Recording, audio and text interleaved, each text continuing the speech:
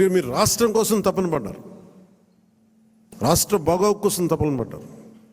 So మీ అందరికీ చాలా చాలా మనస్ఫూర్తిగా నేను ఈ సందర్భంగా నేను మీకు ధన్యవాదాలు తెలుపుకుంటా ఉన్నాను. అలాగే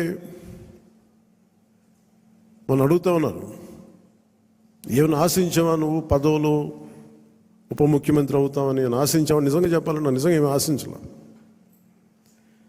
నేను మీరు చూశారు అసెంబ్లీలో కూడా మొట్టమొదటి నేను మాట్లాడినప్పుడు, ఎవరైతే మన దురదృష్టం ఏంటంటే మనందరం కూడా చరిత్రను ఎప్పుడు మర్చిపోతూ ఉంటాం. నిన్నగాక మొన్న వచ్చిన నాయకులు గుర్తుండిపోతారు, కానీ ఈ నేల కోసం ఎవరు త్యాగం చేశారో వాళ్ళు మర్చిపోతూ ఉంటాం.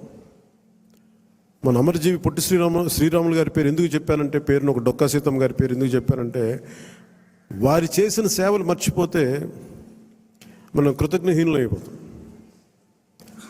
అందుకే నాకు ప్రత్యేకించి వారి ప్రేరణతో వచ్చినవాడిని. ఒక వ్యక్తి మన కోసం ఎందుకు త్యాగం చేయాలి, అలాంటి ప్రేరణతో వచ్చాను. అందుకే నేను పదవులు ఏమి ఆశించలే. అలాంటి పదవులు ఆశించిన వాడిని నాకు వచ్చి నేనేమి ఎవరిని పదవి అడగలేదు, ఏమి చేయలేదు. మీరు చూస్తే నేను ఎక్కడ కూడా ఎలక్షన్ టైంలో నేను ఉప ముఖ్యమంత్రి అవుతానని కానీ అసలు ఏమి నేను మాట్లాడలేదు, దాని గురించి చెప్పలే. పదవులు ఉన్నా లేకపోయినా పని చేద్దాం, ప్రజల కోసం పనిచేద్దాం, నిలబడదాం, ఈ తప్పని తప్ప వేరే ఆలోచన లేదు. అలాంటి మనకి ఈరోజున మన ప్రభుత్వంలో భాగస్వామ్యం అవటం మనందరికీ కూడా చాలా పెద్ద బాధ్యత. మనం ఈ 21 మందిని కూడా మన ఎమ్మెల్యేలు కానీ మిమ్మల్ని కానీ కలవడానికి ఎందుకు ఇంత టైం పట్టింది అని అంటే, నేను ఎప్పుడు అధికారం నేను చూడలేదు, ఎమ్మెల్యేగా అడుగు పెట్టలే, అధికారం ఎప్పుడు చూడలే. ప్రజలతో పోరాటం చేసుకుంటూ వెళ్ళిపోయాను తప్ప ఎక్కడ కూడా అధికారం ఎలా ఉంటుంది, దాని తాలూకు కష్ట నష్టాలు ఏంటి, దాని లోతుపాతు ఏంటి మనకి ఎప్పుడు తెలియదు. అసలు నాకు బాధ్యత తీసుకోగానే చాలా కీలకమైన శాఖలు మనం తీసుకున్నాం. సివిల్ సప్లైస్, అలాగే సినిమాటోగ్రఫీ, టూరిజం, దాంతోపాటు పర్యావరణం, అటవీ శాఖ, అలాగే పొల్యూషన్ శాఖ, పంచాయతీరాజ్, రూరల్ వాటర్ సప్లై, ఇన్ని కీలకమైన శాఖలు తీసుకున్నప్పుడు నాకు ఒకటే అనిపించింది, చాలా అవగాహన ఉండాలి. ప్రత్యేకించి శాఖలు కూడా నేను అందరూ అనుకోవచ్చు ఎందుకు పెట్టుకున్నాను ఈ శాఖలన్నీ అంటే, ఇది నా మీద చాలా బాధ్యత ఉంది. పదే పదే మాట్లాడాను నేను. కొంత దాన్ని సంపూర్ణంగా కొంత ఒక విధి విధానాలు ఏర్పరిచిన తర్వాత సరైన సమయంలో బాధ్యతల నుంచి కూడా తప్పుకుంటాను, ఇంకెవరికైనా కూడా అప్పగించేస్తాను. కాకపోతే అది చేసే ముందు ఖచ్చితంగా విధి విధానాల మీద చాలా బలమైన ఒక విధి విధానాలు బలంగా ఏర్పరిచి ఆ బాధ్యతలు అప్పుడు అప్పచెప్తాను. అలాగే మనందరి మీద కూడా 5 సంవత్సరాల కాలం గిరుని తిరిగిపోతుంది, ఎక్కువ సమయం పట్టదు. అలాగే మన ఎమ్మెల్యేలందరికీ కూడా, పోటీ చేయని చోట్ల కూడా మన నాయకులందరికీ కూడా ఇది భవిష్యత్తు ఉన్న పార్టీ. అది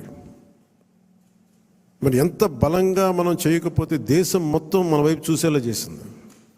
దేశం మొత్తం ఈ రోజున ఎవరన్నా సరే దేశం మొత్తం మీద ఢిల్లీలో ఎక్కడికి వెళ్ళినా నన్ను పదే పదే పిలిచి గౌరవిస్తున్నారంటే అది మీ అందరూ చేసిన కష్ట ఫలితం. అది నేను ఒక్కడిని చేశానని కానీ, నేను ముందు నడిపించానేమో కానీ, నాతో పాటు నడవడానికి మీరందరూ ఉండి 21 మంది మనకి సభ్యుల్ని, 2 పార్లమెంట్ సభ్యుల్ని గెలిపించుకొని తీసుకెళ్ళటం ఆషామాషే విషయం కాదు.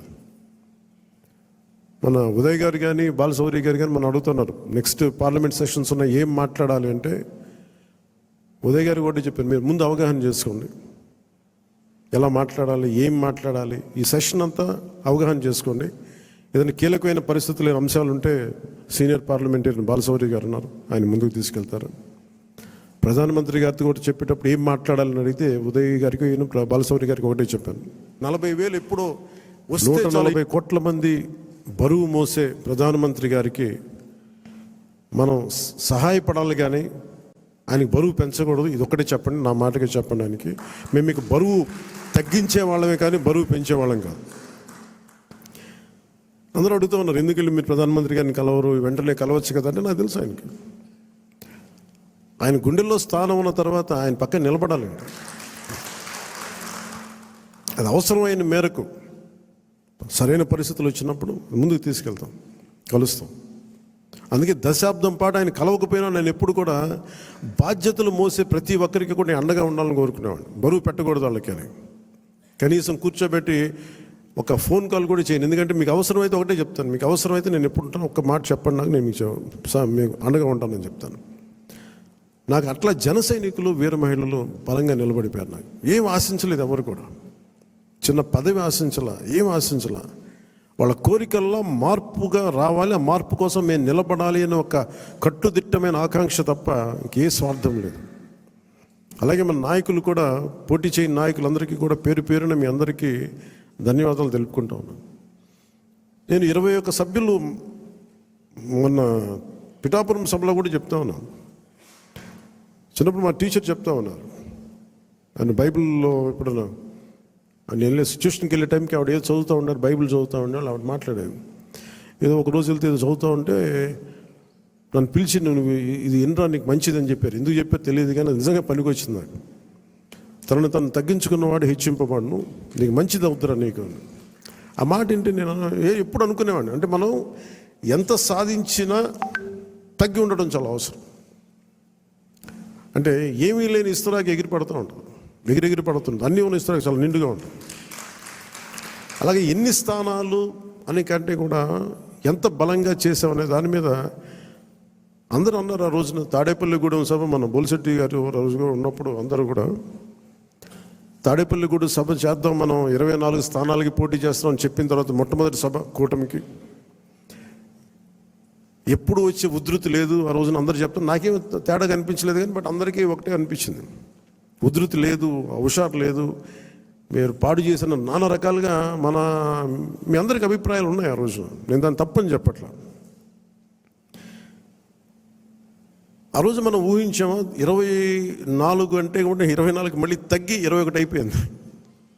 ఇన్ని తగ్గి కూడా మనం దేనికోసం నిలబడ్డామంటే మనకు బలంగా, నేను చెప్తున్నాను, ఆన్ యావరేజ్ జనసేన ఓటింగ్ బలం లేని చోట అన్ని ఒక యావరేజ్ తీసుకుంటే, సరాసరి తీసుకుంటే 175 నియోజకవర్గాల మీద మనకు ఖచ్చితంగా ఒక 20% ఓటింగ్ పెరిగింది.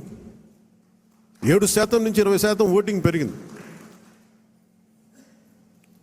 కానీ మనం తక్కువ చేయటం వల్ల మనం పదే పదే మన అందరికీ మనం ఎందుకు తక్కువ చేసి ఎందుకు కూటమి రావాలని పదే పదే చెప్పడం వల్ల మీరు సభాపతి కూడా చెప్తా ఉన్నారు, మీరు చూశారు, అయినపాత్రుడు గారు చెప్తా ఉంటే ఎన్టీ రామారావు గారు పార్టీ పెట్టినప్పుడు ఇంత మెజారిటీలు రాలేదు, అప్పుడు కూడా మాకు 3,000 4,000 వచ్చినాయి. కానీ ఈ రోజున చూస్తే ఒక్కొక్కరికి 30,000 40 70 90 అసలు ఊహించని మెజారిటీ. ఒక ఎంపీకి వస్తే ఇలాంటి మెజారిటీస్, అలాంటి మెజారిటీలతోటి కొట్టారంటే ఇది జనసేన తాలూకు బలం ఎంత మీకు బలంగా ఓట్ టర్న్ అయిందో మనందరికీ తెలుస్తూ ఉంటుంది.